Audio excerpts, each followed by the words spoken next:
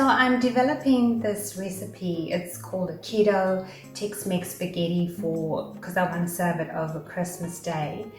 And I got stuck because the recipe called for a can of golden mushroom soup, and I wasn't comfortable using a can. So I created my own keto golden mushroom soup, and it turned out absolutely delicious, and it's zero net carbs.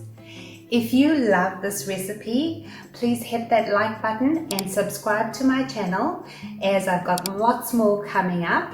And make sure you turn on that notification bell so you know when I've posted a new recipe.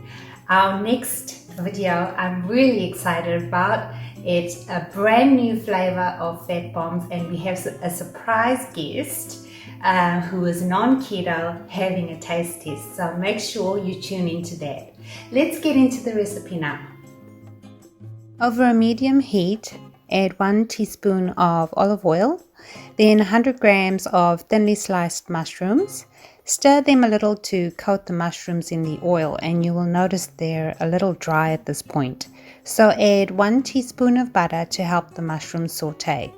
When they have softened and go a little brown, turn down the heat to a medium-low and add 1 cup of beef stock or broth, then a pinch of salt, about 1 teaspoon of turmeric, 2 teaspoons of Monkfruit sweetener, 1 teaspoon of instant dried yeast, 1 heaped teaspoon of tomato paste, and whisk those spices in so they combine into the soup. Now we need to thicken the soup, so I added 1 teaspoon of Lupin Flour and whisked that in. If you don't have Lupin Flour, try using coconut flour instead. I used Lupin because it's yellow and thought it's appropriate for the golden color we are wanting to achieve. Okay, we need to let the soup simmer for 10 minutes now, so the sauce combines and thickens, stirring occasionally.